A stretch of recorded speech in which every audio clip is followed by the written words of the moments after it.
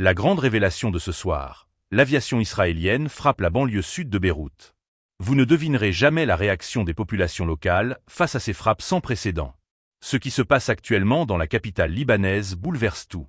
L'intensité du conflit entre Israël et le Liban prend une nouvelle tournure, avec des impacts bien au-delà des simples zones de combat.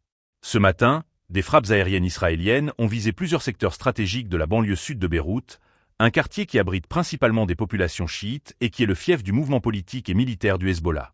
Les bombes ont frappé des infrastructures vitales, des dépôts d'armement, mais aussi des zones résidentielles. La population locale, déjà traumatisée par les conflits passés, vit dans une angoisse palpable. Dans la rue, les gens se précipitent pour se mettre à l'abri, tandis que le ciel est traversé par des explosions violentes.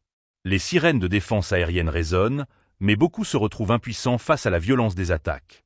La réaction israélienne à ces frappes est claire. Ces bombardements visent à démanteler les réseaux d'approvisionnement en armes du Hezbollah, accusé par Tel Aviv de mener des attaques contre son territoire.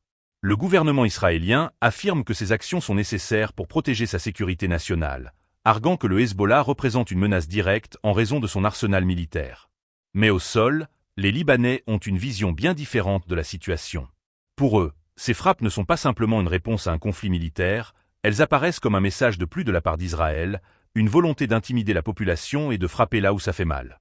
Les tensions au Liban ne sont pas nouvelles, mais l'intensification des frappes israéliennes vient exacerber la situation. Le pays, déjà fragilisé par des crises économiques, politiques et sociales sans précédent, se trouve maintenant pris dans un engrenage de violence où les civils sont les premières victimes. Les autorités libanaises, déjà impuissantes face à l'agression israélienne, appellent à un cessez-le-feu immédiat, mais les appels à la paix restent ignorés. L'Organisation des Nations Unies et d'autres acteurs internationaux multiplient les mises en garde, mais la situation semble s'aggraver de jour en jour. Il est important de souligner que ces bombardements surviennent dans un contexte régional extrêmement tendu, avec des échos de ce conflit qui résonnent à travers tout le Moyen-Orient.